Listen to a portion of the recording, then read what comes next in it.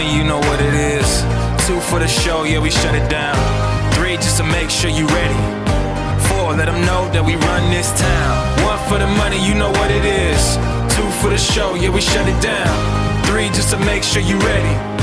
4, let them know that we run. Ladies and gentlemen, welcome. You are now tuned in to the greatest. The greatest of all time. The greatest of all time.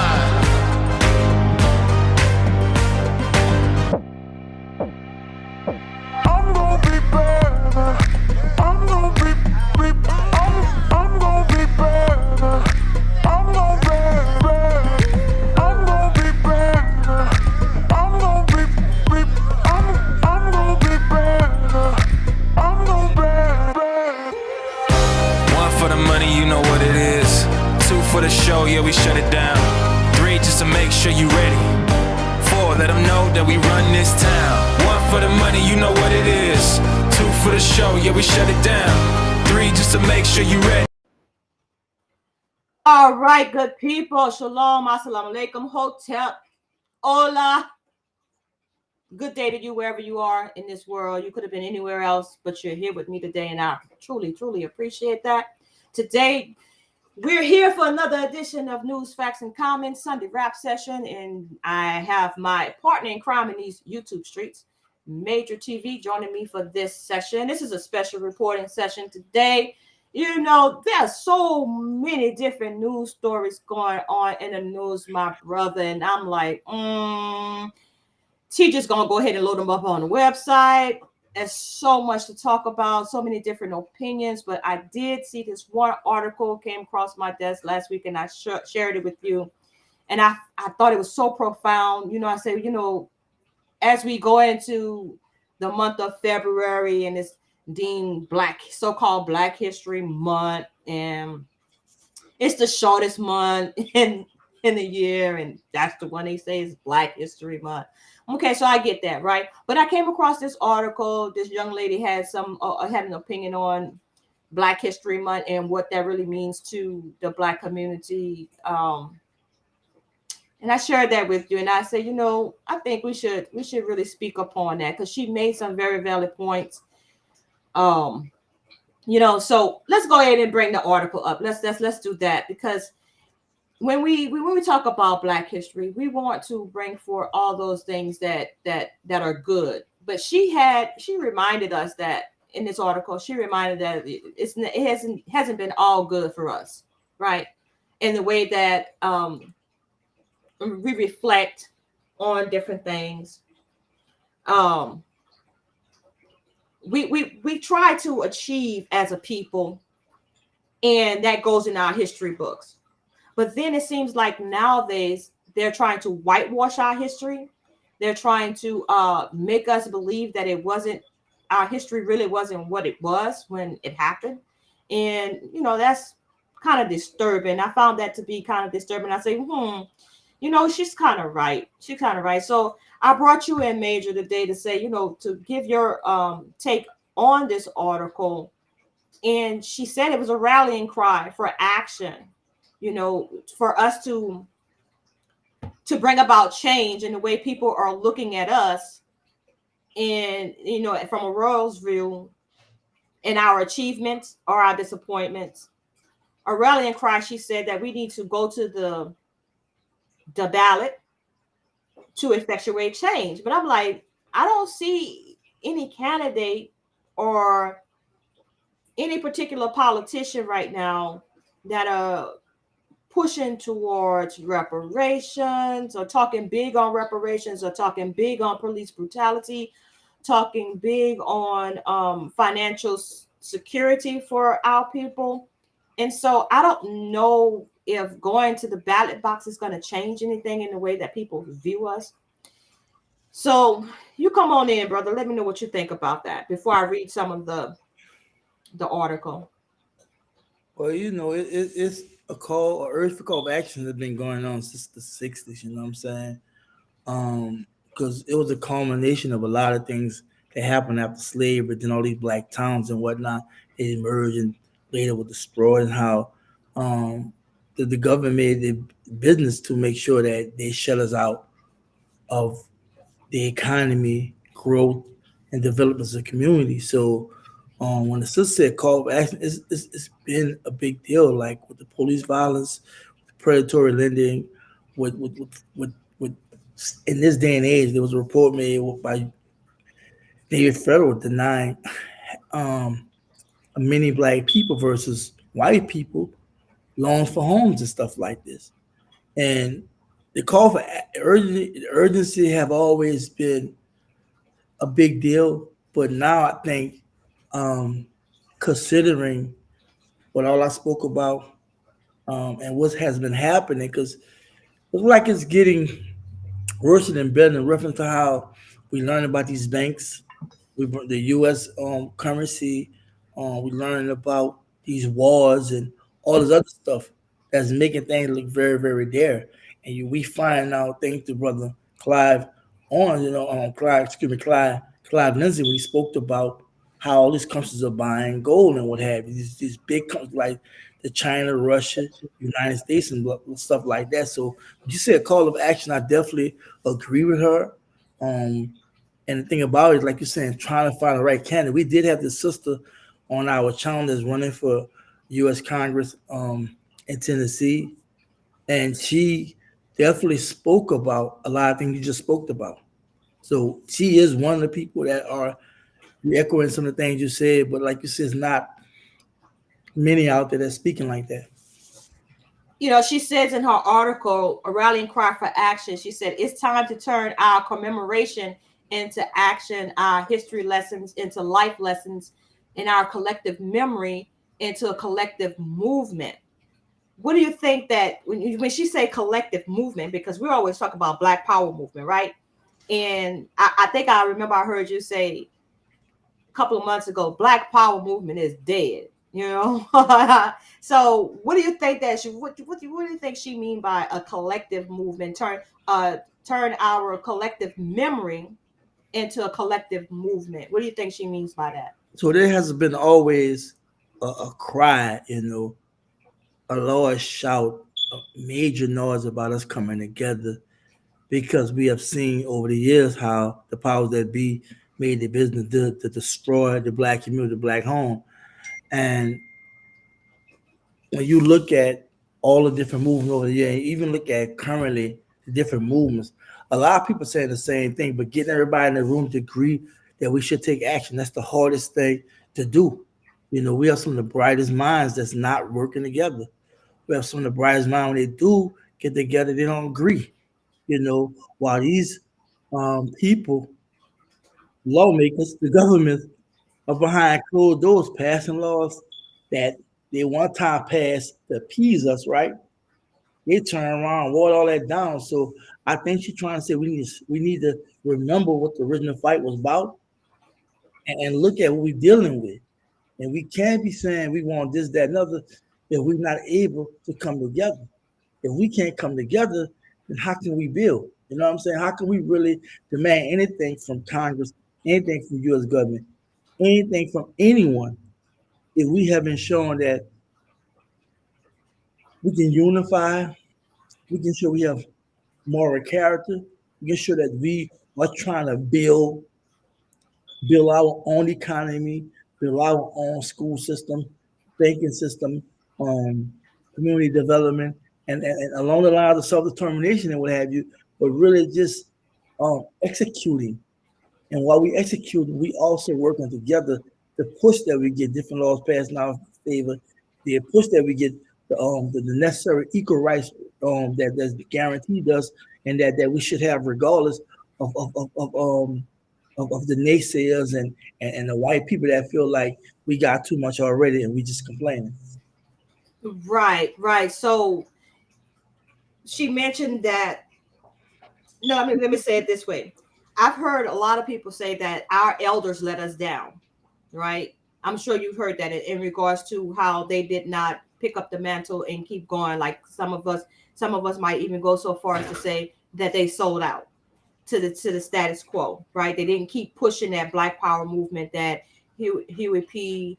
And people like Malcolm X started, saying self-determination, that on that road to self-determination, we settle for integration, right? So she says here, let's not wait for future generations to reflect on how we missed our moment. And that goes along the same lines as we saying right now that our elders let us down. So what can we do right now? She says, let's ensure that they look back on this time as a moment when we stood tall, fought back, and carved our rightful place in the annals of history, not just as beneficiaries of our ancestral struggle, but as a worthy successors who carried their legacy forward with honor and determination. So what can we do right now to do just that? By what we doing right now, talking about it, and then behind the scenes trying to come together. As you already know, we try to go to Cleveland and see what was going on, right? As you already know, we got involved with them. Let's try to see what's going on. Only thing we can do is try to get involved. We can't make people come together, right? We can't make people see what she's saying, but it's so true. And I really believe, in my honest and humble opinion, we have to go in the communities. Virtual is cool to be educated and talk. We have to go in the community and not just talk but produce. We have to put together investment groups. We have to put together groups that deal with addressing mental health. Put together groups dealing with, when I say investment groups, I'm talking about buying land, property, talking about opening business and what have you, talking about creating an atmosphere whereas our people see us investing in us. That's been the biggest problem and why the Black community haven't been able to stay strong in jail, because unlike in the past, it was so blatant that they had to deal with each other. It's not as blatant, even though it's still segregated. It's not as blatant, you know what I'm saying? And because they gave us a little, because we desire integration, people gotta realize Black people were scared. Black people was being terrorized, you know what I'm saying? They really wanted peace, even though we know, we stood up. There's a lot of that didn't know it wasn't about that. It wasn't about their life. Like even right now, we look at the Black conservatives and how they speak, they're not about their life. So my thing is, and even some of these liberals, but my point is, we have to try our best. Those who have the power, the influence, the ability to pass over a message, to bring people together and try to do something. And it's really not easy because as soon as you start about doing something, you got somebody else echoing something different, and they're gonna disagree with you openly and publicly, and don't really care about the fact that you really probably have some kind of substance in what you were talking about. That's why myself personally, I try to do a lot behind the scenes without talking about it on social media, and I try to network and build, but it's hard when you have people out here that have their own agendas. So that's a whole nother conversation, but something has to be done. It has to be done now. She asked, she said, we face critical question. Will we let these developments be mere footnotes in history? Or will we rise to meet them with the same resolve that our ancestors showed in their times? Our ancestors fought not just for their present, but for our future. Today, we must honor their legacy by fighting not just for ourselves, but for the generations to come. So how do we make history today, Major? I'm gonna say this, right? We've been dropped the ball. I don't think we'll be able to pick the ball up because a lot of us already contented and happy in what was going on. The good thing about it, information is out there. Thanks to social media, thanks to internet and what have you, even though we dropped the ball, it's out there. We just gotta direct them to it. You know what I'm saying? Then what's so crazy, then we gotta thank Donald Trump. We have to thank him. He made it so blatant, whereas the white people we were so-called cool working with, the white people that stayed down the street from us and what have you, we see how they really, really felt. Because white people are good disguising how they really, really feel. And I'm not trying to say all white people is bad and racist. I'm just saying what it is, right? And when I had shared something Roland Martin was talking about, it was a coincidence how when Obama got in office with low optimism, when Trump got in office, it was high optimism, right? And like he said, he made a valid point. Whenever we get a little something, they cry and complain. You know what I'm saying? You had Rush Limbaugh, conservative radio host, continuously attack affirmative action, continuously attack Black progress, or us addressing racism and what have you, and was glad to get the Herman's conservative and Black conservative to come on. I was trying to call his brother name Herman Camp. I think he died. Glad to get them, and what have you come on. And my point basically is the ball had been dropped big by us, A lot of us, I mean, I'm gonna tell you something. And people understand this. It was brutal when they killed King, when Malcolm X got killed, when they was killing the Black Panther Party, when they were locking them up. That scared black people. You know what I'm saying? Rightfully so. People just pulled back. Even when Just Jazzy came after MLK, was nothing like MLK. When Malcolm X died, nobody else came after Malcolm, not even Farrakhan. Farrakhan came after later because when Elijah Muhammad passed, I think 1976 in the mid 70s, they want to Wadi Muhammad, his son, trying to orthodox Islam. It wasn't until 1980 split and restarted Nation Islam. You know what I'm saying? So you gotta realize you had nobody came after Malcolm. And then Malcolm Farrakhan, even though I feel like he took the Malcolm way route, but in the end, he did it his way. So when you look at the big picture, the blame fall across the board. And what's the problem right now is we know it's the issue. We know we dropped the ball. We're gonna do about it. And I think right now we're doing it like I told you. We're talking about it. We've been trying to reach people and what have you, but it's you and I and other people that in like-minded minds, but bring people in the same umbrella. It's hard because everybody got agendas and everybody is very starch and hardcore on what they think we should do and how it should look like. Well, she seems to think, according to her article, she seems to think that us being more active in elections will, solidify our place in history, or make it, will have us to make a mark in history by participating in their civil voting voting day elections or whatever. You know what I mean? Like, what do you think about that? I'm not one that's all with the elections because I really, number one, I feel like a president is not elected, they're selected. They give you two choices. I mean, like, really? Like, pick one, right? And so I pick neither, right? And then when we talk about the Congress people, it's like, they're supposed to be our representatives, but they've been our representatives for so long, Black Caucus and all like that, Congressional Black Caucus, but we still don't have a reparations bill on the floor. Still, we don't have a hate crime bill for Black people. I mean, so how are they representing us? They're not listening to us. So I'm not trying to tell anybody that they shouldn't vote because you feel like our forefathers, fought for that right to vote. That is true. But were they totally right to be fighting for a right to vote in a system that was not even designed? The Constitution wasn't even designed for us. And from what I can see, we're not even treated equally under that law. You know what I'm saying? So I don't know, brother. Take it away. Let me say this. It'd be unfair to anyone not to vote because of what you just said, but also the fact that you have the political verse anyway. So if you do not vote, you're not exercising no form of self-determination. You're not exercising no type of self-care. I mean, it's crazy. Like, so you really have no other choice. The problem is this, and why it doesn't work for us. Even we vote and do what we do in reference to put whoever in office. Once they drop the ball, we don't know how to respond to it. So we know how we respond to it, it'll be different. And because of that, voting is weakened because you have people that can come in our community once, twice a year, or every so many years, they come to the community, get our votes, give all these false promises. And then when they get there, you don't hear nothing about what they're doing. It's not like you're hearing them pushing the bill and they're getting pushback from white conservatives or what have you.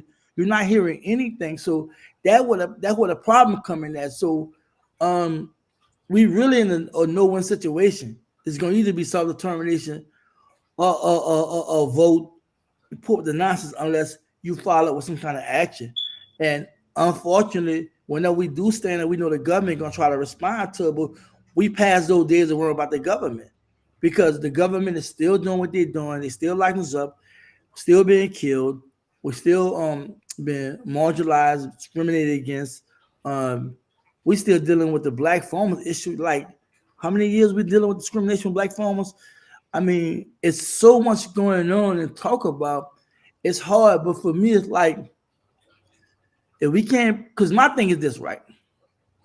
I don't want nobody to feel like what, because see, the problem I have with advocates that say don't vote, right? And people that's pushed behind by self-determination.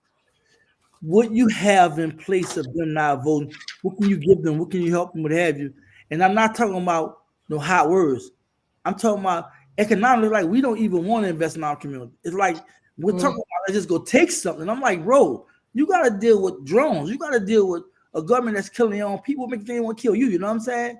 So my thing is, I'm talking about kill. I'm talking about over there in Russia and all. You know what I'm saying? These white people kill each other. White fight. They fight white people. So my thing is, bro, like, why we not investing in our community? Like, why? A lot of us know these rappers. A lot of us know these entertainers. A lot of us know people. You'd be surprised some of the people that know people. And they're not trying to galvanize these people to invest in our community.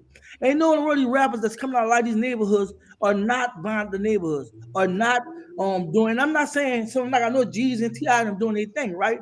But I'm saying how I trickle down to helping our people. And I don't want to be critical saying people not doing it. I'm just saying it's not on a larger scale. You know what I'm saying? Because I understand you can't whisper everything on YouTube. You can't talk about everything on YouTube or social media. I get it. But at the same time, how are we gonna replace that? So people are scared, people are confused, people are running to this one, that one, join this organization, that organization, and they're not getting too far. You know what I'm saying? And what they're doing, exposing themselves to the government, whoever, showing that not only did we speak highly and strongly about how they violated us with the COINTELPRO Pro, but there's a lot of other things that the dude brought out. I forgot his name when he was working for Homeland Security. The Homeland Security got the guy who had to win in exile.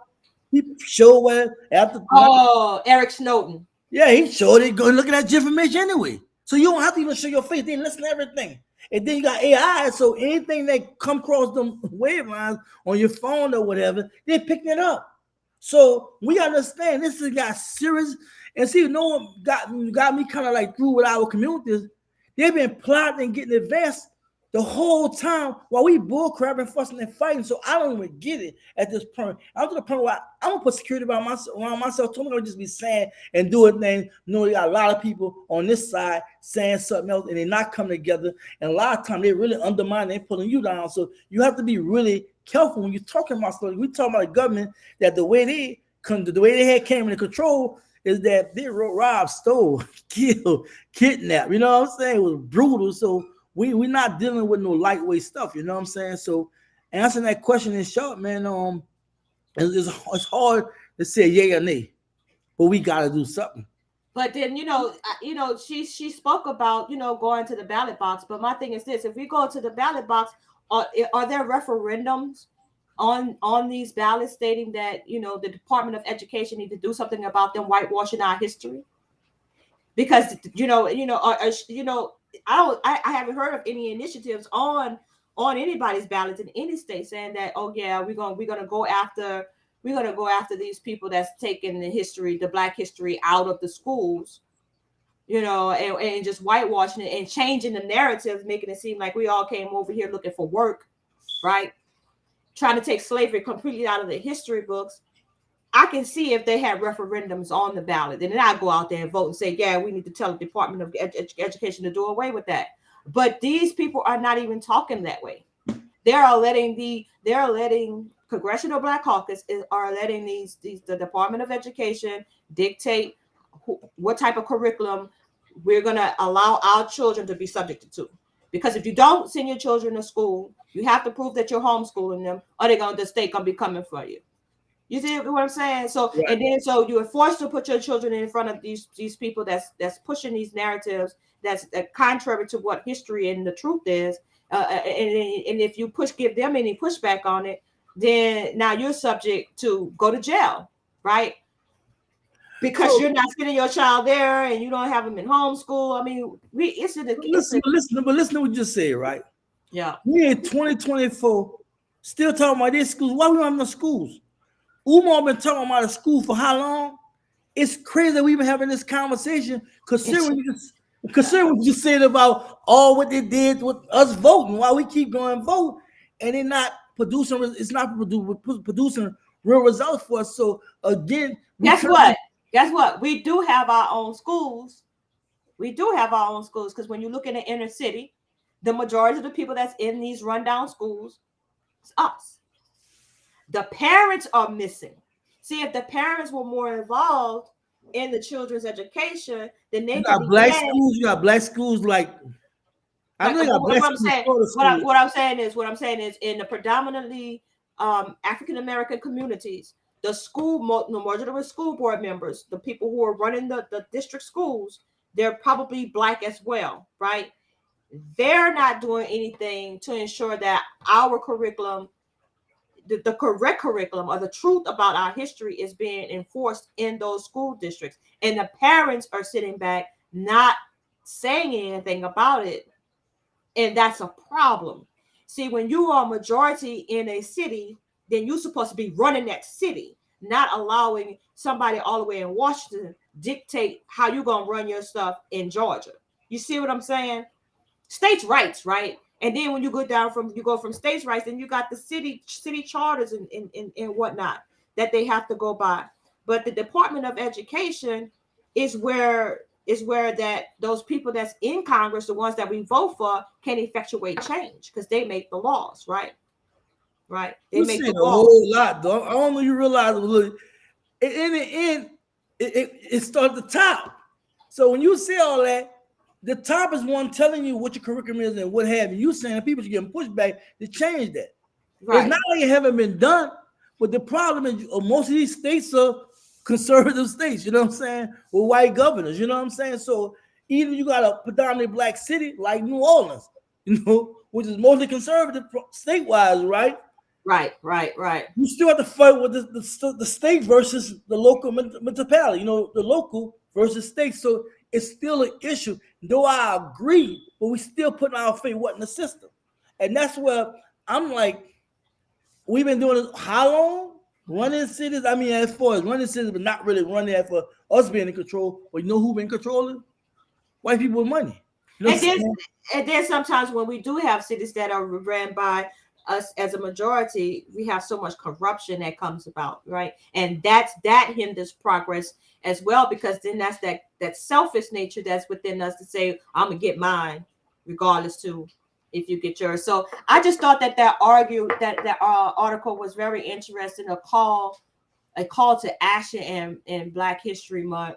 I think that we all should be really, really mindful moving forward, not to repeat the mistakes of our ancestors or our elders, right?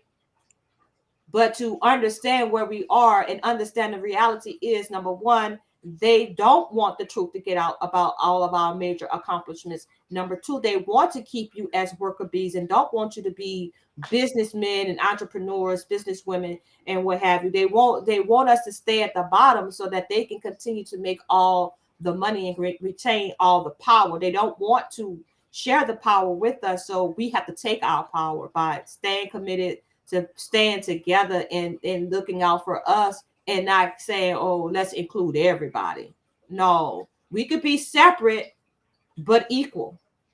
I would say that again. We could be separate but equal. And I think that we should stay separate, because what we've been doing for the last 100 years or so, it ain't working. But I have to add this for we get off this. There is a quiet movement of entrepreneurs that have money, that are hiring melanated people, that are all helping melanated people get businesses. There's a quiet movement going on. It is a mixture of a lot of other stuff involved. I won't even lie, and I'm not gonna say nothing about it. But I'm noticing that we are more conscious than we think we are in this day and age. It's just us, like you say, come together and make sense of it. And I'm just tired. And I'm just gonna say this, and we're gonna go on to another subject. But I am tired of us just accepting what they give us as pacification for us in our troubles, right? Well, let's just give them a month that they celebrate their history, while on the backside in the schools we're wiping out their history. Like, Right. so we have a Black History Month. Where are we going to get our information from? Where's our history? Because you're constantly taking it out of the schools. You're even taking it out of the libraries. Why are you hiding our history? So I say, to hell with Black History Month. Black history, we make history every day that you open your eyes. Every day you open your eyes, you're making history. So you need to start understanding that and going out and do something positive that's going to be an effective change for the greater good of all of our people. And that's how we leave a good legacy for our children that's coming up in the next generation. We have to do some things that's going to be profound. And I think we are in a small way, but people like you and I that's in media should start definitely exposing our people to the greatness and the goodness that we are, and constantly push back on the negative stereotypes in which the mass media and our enemies try to paint us out to be. So that's my last word on that. Now, family, thank y'all for tuning in. You're now tuning into the NFNC Sunday Rap Session with Achoti Speaks and MajorTv. Now, Major and I were talking about this interview that I did with Mr. Jay Williams with Black Gun Owners Magazine. It was an excellent interview. You guys need to check that out. It's going to be premiering right after this live at 6 o'clock Central Time. You don't want to miss that. That was a very impactful interview. We talked about Black gun ownership, of course. We talked about police brutality. We talked about the Senate bills that's making their way through these houses of Congress that's going to affect your gun rights. We also talked about Grandmaster Jay and NFAC, Not Fucking Around Coalition, and we also talked about Otho Wallace and his appeal, and also how his take on the whole situation with him and Jason Rayner, as well as Senate Bill 1092. If you're in Florida, once again, if you're in Florida, please call your senator and tell them to vote no to Senate Bill 1092. Okay, so with that being said, Major, it has been an interesting 2 weeks for me, talking to all these different individuals in the community and whatnot, and it's all starting to come together. So I just want, and I know you've seen a couple of the interviews, and I just wanted to get your take on where we're going. Whereas News, Facts, and Comments in conjunction with MajorTv and Achoti Speaks, where are we going with this? Like, can you see that we're making progress in this game? I mean, of course. I mean, I must admit, like when I told you, like I need to ask some questions about it, because I'm watching what you're doing, right? And I noticed the Jay Williams, I'm privy to know about the interview. I checked it out with the Jay Williams, as well as the commander Patrick Alexander with Geronimo Pratt, and also the interview did with NFAC, and I was like, you're going somewhere with it, right? So what I wanted to ask you was like, what inspired you to go there with these interviews, and what was your ultimate goal? Well, I got this thing with this law enforcement. I don't like rogue actors, right? And with this law enforcement thing, I feel like they have too much discretion. So I set out to get the opinion of those individuals that are actually active out there in the community. What's your take on this law enforcement? Now, considering the case with Patrick Alexander, he's representing, he spoke on behalf of Mark LeJour, who was assaulted by Senatobia police chief of police. I mean, this man like literally choked him up in his own house, assault, and now he's facing charges. So when the cops are going rogue, right? Who's gonna stand up and tell them that we don't like it?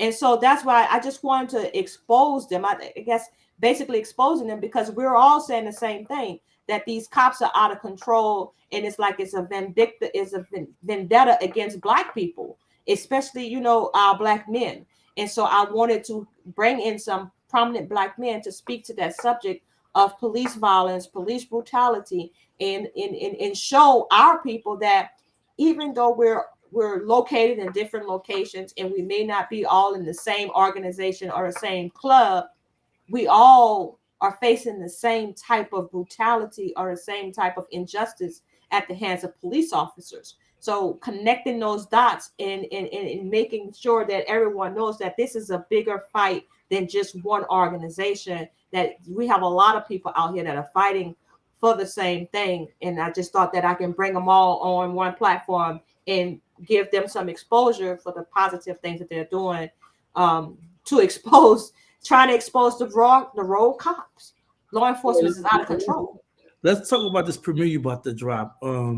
As I was privy to listen to it and check it out, and I was very impressed with the way you let I was impressed with your questions, the way the interview went. Tell me about the interview.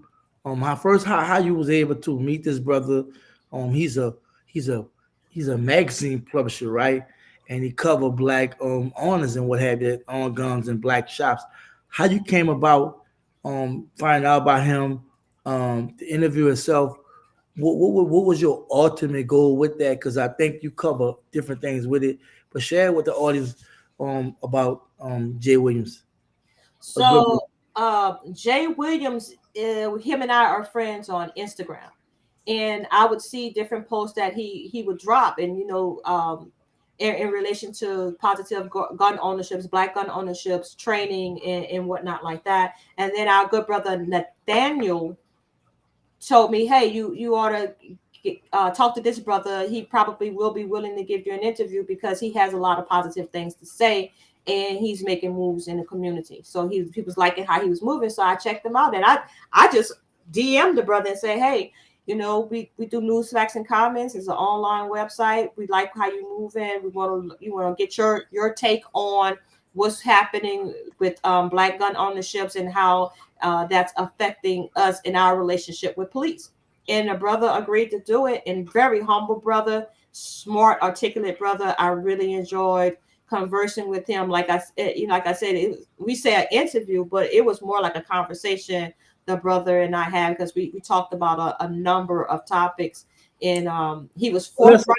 He was forthright, and candid with me. Yeah. Let me ask you a question. So, what was his opinion? Not to give too much, because I know the prayer coming. I don't really want to talk too much about it. But how he felt about gun rights and black people owning guns? From what I can take from the interview or the conversation, he feels like it's important that you exercise your Second Amendment right. But being a responsible gun owner, learning and educating yourself on gun laws, as well as getting the proper training, right? And also, in addition to gun laws and gun training, he's also a big advocate for learning how to do life-saving measures, first aid stuff, right? So I was very impressed with that. His website is awesome. You guys are going to see that tonight when it drops. We're going to go through. You'll get his website is Black Gun Owners. I think blackgunowners.com. Black Gun Owners Magazine.com. Yeah, that is right there on the screen, right? Yeah. So y'all check him out. He's all right. That's my last question. Okay. Why everybody should watch this premiere? That's my last question. Why they should watch that premiere? I think it should be a family thing too, because I think kids, being taught about guns too, all that, I believe. Right. We spoke about educating our children about responsible gun ownership. So yeah, the reason why you should watch it is because inside of the interview, we dropped a lot of details about gun rights or getting your gun rights restored. So it's an educational piece, and you have a positive black brother that's speaking intelligently and informing the people and wanting to help our people learn more about their Second Amendment right. And so if you are a gun enthusiast, or even if you're someone that's looking to purchase a gun here in the near future, and you want to get a good feel of what it feels like to be a gun owner, you should definitely check out his website. Check out his Instagram page. He has some interesting videos of people actually training. And so, yeah, it's a interview or conversations that pack full of information in education, right? So it's not just all opinion. It's a lot of facts being shared, as well as some resources that you can use. Yeah. All right. Going back to a couple more questions. Going back to the interview with the commander of Geronimo. I cannot pronounce Geronimo Pratt. commander. Excuse me, y'all. I got tied tongue right. Mhm. tied tongue right now. Take your Um, time. Satobia Police Department, and the video is going viral, right? How they went in the house without a search warrant, looking for somebody, what have you. Mhm. In that interview, I know you pointed out some things, right, about the chief of police, and as well as um, the overall outcome. Can you tell us in brief where is that right now, and what's the progress with the case? So, as of last week when I spoke with him, he said that the gentleman was in contact with an attorney, and he did plan to pursue legal ramifications for the chief of police, and they're basically asking for the community to stand behind him. That's basically where we are. He does plan to lawyer up.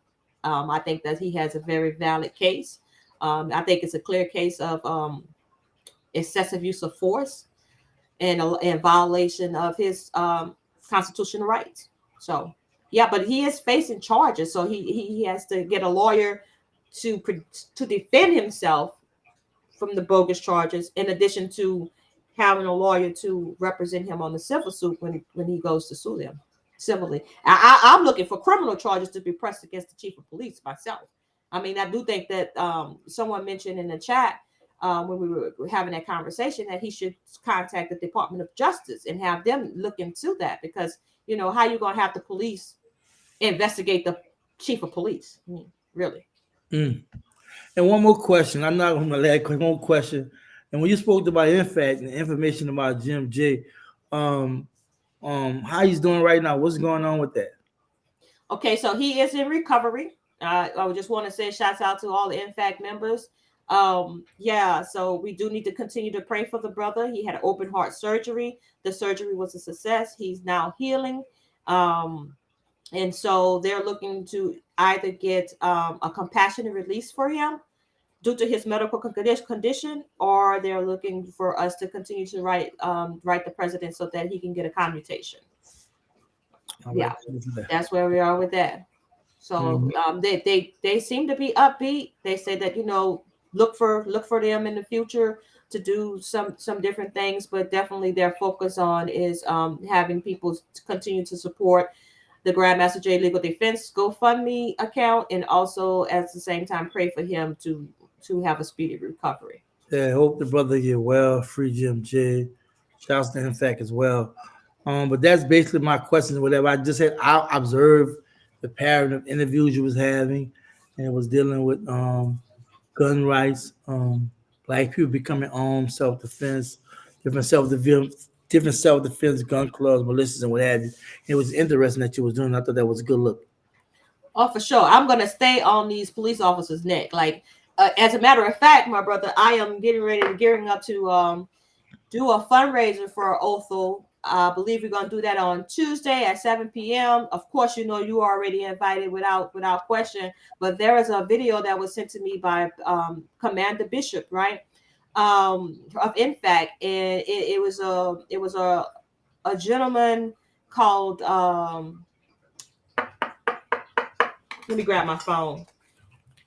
But anyways, he put out a video in defense of our brother Othel Wallace, and because of his persuasion, I was completely shocked. So, anyways, his name is Delete Laws, right? And so I figured it'd be a good idea to do a fundraiser surrounding that video. We'll do a live reaction to that video and get people to come in and give their thoughts on how this man looked at that video and saw that it was a clear case of self-defense in regards to Othel Wallace. So, yeah, Tuesday, 7 p.m. We're gonna do that live reaction, and it's gonna be reaction/fundraiser for Othel Wallace Legal Defense Fund.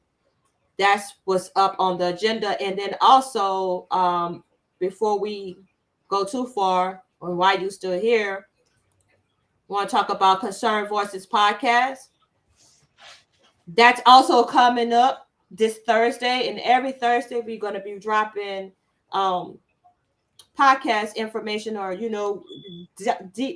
going deep into controversial subjects and subjects that affect our community. So for everybody that's listening, if you have not gone after you get off of this live, you're going to go to Concerned Voices podcast and you're going to subscribe and you're going to hit the notification bell so that you won't miss our Thursday night drops. Thursdays at 7 o'clock. 7 p.m. Yeah. For a newer was it's part is episode 3, but Yeah. so 1 and 2 is already out there, so you can see that now. But every Thursday 7 p.m. and we have an audio version on Spotify every Friday at 10 a.m.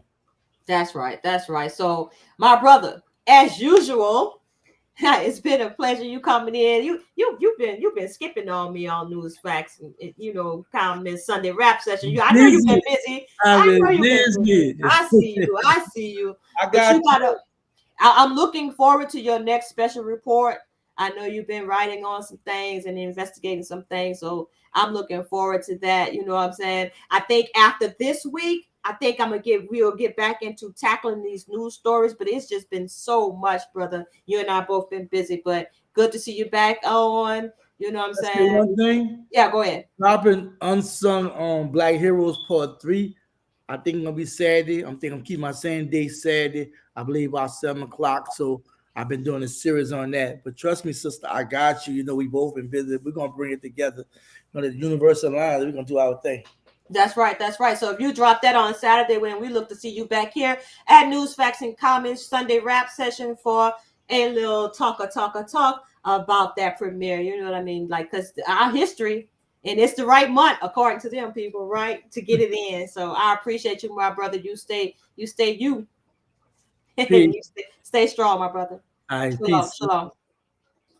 Hey, people. I'm so glad y'all was here. You know, I wanted to kind of get off of this live before the premiere of Jay Williams interview discussion, Black Gun Owners Magazine.